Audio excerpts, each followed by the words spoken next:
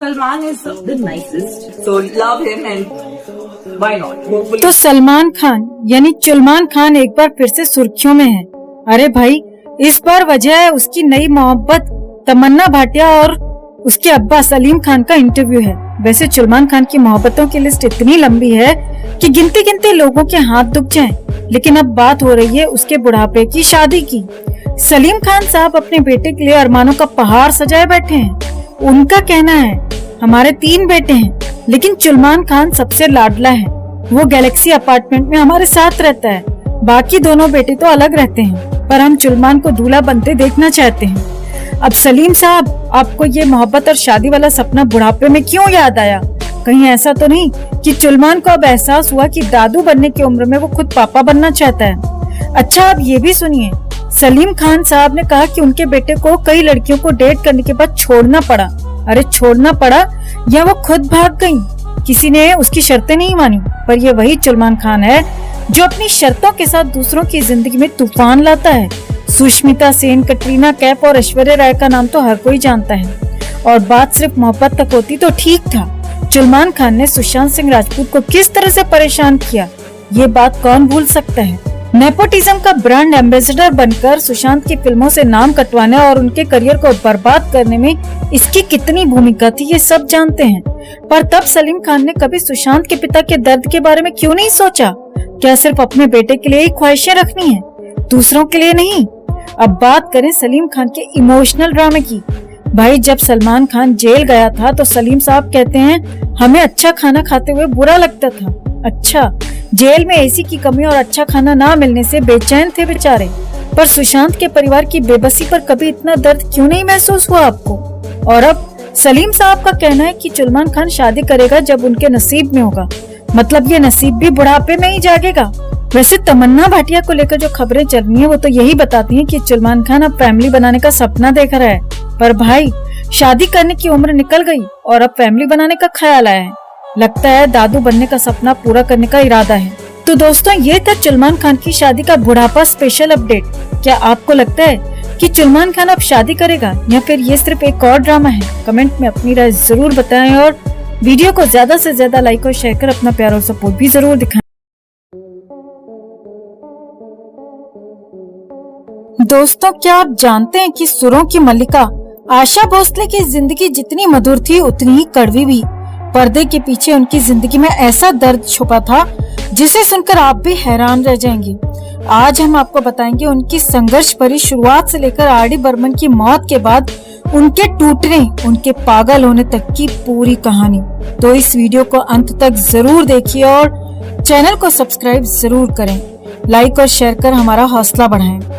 8 सितंबर 1933 सांगली, महाराष्ट्र। आशा भोसले का जन्म एक सामान्य मराठी परिवार में हुआ। उनके पिता दीनानाथ मंगेशकर थिएटर आर्टिस्ट और गायक थे। पिता की मौत के बाद परिवार की जिम्मेदारी आशा और उनकी बड़ी बहन लता मंगेशकर पर आ गई। जीवन यापन के लिए दोनों बहनों ने गाना शुरू किया। महज 16 साल की उम्र में आशा भोसले ने अपने परिवार के खिलाफ जाकर गणपत राव भोसले से शादी की, लेकिन ये शादी उनके लिए अभिशाप बन गई। गणपत राव का रवैया बेहद कठोर था और आशा जी को मानसिक और शारीरिक शोषण झेलना पड़ा। 3 बच्चों की जिम्मेदारी के साथ उन्होंने इस रिश्ते को खत्म करने का साहस जुटाया और अकेले संघर्ष करने का फैसला किया। शुरुआती दिनों में उन्हें सिर्फ वो गाने मिलते थे जिन्हें दूसरी गायिकाएं ठुकरा देती थी, लेकिन उनकी कड़ी मेहनत रंग लाई जब ओपी नैयर ने उन्हें सीआईडी 1956 में ब्रेक दिया। मांग के साथ तुम्हारा और उड़े जब जब जुल्फे तेरी जैसे गानों ने उन्हें बॉलीवुड की पहली पंक्ति की गायकों में शामिल कर दिया। ओपी नैयर के साथ उनकी जोड़ी ने बॉलीवुड को कई सुपरहिट गाने दिए, लेकिन उनकी प्रोफेशनल केमिस्ट्री के चलते उनके रिश्ते पर कई विवाद भी हुए। हालांकि उनकी जोड़ी टूटने के बाद भी आशा भोसले ने कभी पीछे मुड़कर नहीं देखा। आर डी बर्मन ने आशा भोसले के करियर को एक नई ऊंचाई दी। दम और दम, पिया तू अब तो आजा और चुरा लिया है जैसे गानों ने उन्हें नई पहचान दी। 1979 में उन्होंने आर डी बर्मन से शादी की। आर डी बर्मन उनके जीवन साथी ही नहीं बल्कि उनके सबसे बड़े सपोर्ट सिस्टम थे। उनके साथ रहते हुए आशा जी ने संगीत की दुनिया में कई अनमोल रत्न दिए। 1994 में आर डी बर्मन का हार्ट अटैक से निधन हो गया। ये आशा भोसले के जीवन का सबसे कठिन और बुरा दौर था। उन्होंने एक इंटरव्यू में बताया कि आर डी बर्मन की मौत के बाद वो पूरी तरह से टूट चुकी थी। उनकी हालत ऐसी हो गई थी कि वो कई दिनों तक ठीक से खा पी भी नहीं सकी। कहा जाता है कि वो घर में अकेले बैठकर खुद से बातें किया करती थी, जैसे वो आर डी बर्मन से बात कर रही हूँ। ये दर्द और अकेलापन उन्हें अंदर से खा रहा था और इसी वजह से कई साल तक ये अफवाह भी उड़ी कि आशा भोसले आर डी बर्मन की मौत के बाद उनके सदमे में पागल हो गई हैं। लेकिन अपनी ताकत और संगीत के प्रति प्रेम के कारण उन्होंने खुद को संभाला और फिर से खड़ी हुई। आशा भोसले की आवाज ने हर पीढ़ी को छुआ है। उन्होंने गिनीज वर्ल्ड रिकॉर्ड्स में भी अपना नाम दर्ज कराया, क्योंकि उन्होंने 20 से ज्यादा भाषाओं में 11,000 से ज्यादा गाने गाए। उनकी जिंदगी हमें सिखाती है कि चाहे जिंदगी कितनी ही मुश्किल क्यों ना हो, अगर इंसान के पास साहस और हुनर है तो वो हर मुश्किल को पार कर सकता है। तो दोस्तों, ये थी आशा भोसले की अनसुनी कहानी। उनकी जिंदगी हमें सिखाती है कि संघर्ष और सफलता साथ चलते हैं। अगर आपको ये वीडियो पसंद आया हो तो इसे लाइक करें, शेयर करें और हमारे चैनल को सब्सक्राइब करना ना भूलें। मिलते हैं अगली प्रेरणादायक कहानी के साथ। धन्यवाद।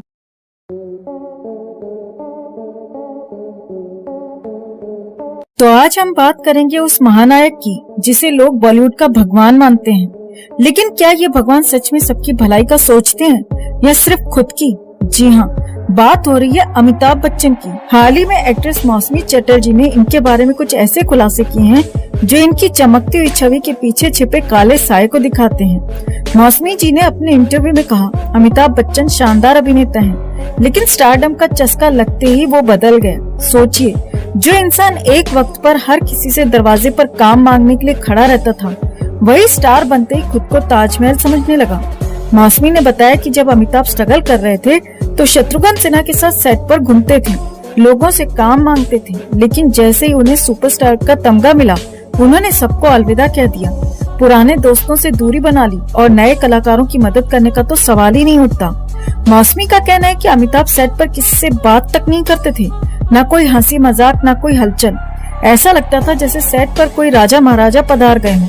और लंच भाई साहब अपने हेयर ड्रेसर के साथ चुपचाप अपने कमरे में करते थे। यूनिट के लोग उनसे बात करने की कोशिश करते थे, लेकिन अमिताभ के पास समय ही कहाँ था। अब जरा सोचिए, जो इंसान सेट पर यूनिट के लोगों से बात करना तक अपनी शान के खिलाफ समझता हो, वो भला दूसरों की मदद क्या ही करेगा। और हाँ, एक और दिलचस्प बात, मौसमी ने बताया कि अमिताभ के भाई अजिताभ उनके लिए गाड़ियां अरेंज करते थे ताकि सुपरस्टार साहब आराम से घर जा सकें। अरे भाई, इतने बड़े स्टार होकर भी खुद गाड़ी बुलाने की जहमत नहीं उठा सकते, भाई को ही चौकीदार बना दिया। मौसमी ने आगे कहा कि जब अमिताभ स्ट्रगल कर रहे थे तब हर किसी से मदद मांगते थे, लेकिन जैसे ही स्टार बने सबको भूल गए, पुराने दोस्तों से रिश्ता तोड़ लिया और इंडस्ट्री के नए टैलेंट की मदद करना तो उनके लिए जैसे गुनाह हो गया। अब दोस्तों, सवाल ये उठता है कि क्या अमिताभ बच्चन सच में महानायक हैं या फिर ये सिर्फ चमक दमक से ढकी हुई एक स्वार्थी शख्सियत है? मौसमी चटर्जी का बयान हमें सोचने पर मजबूर करता है।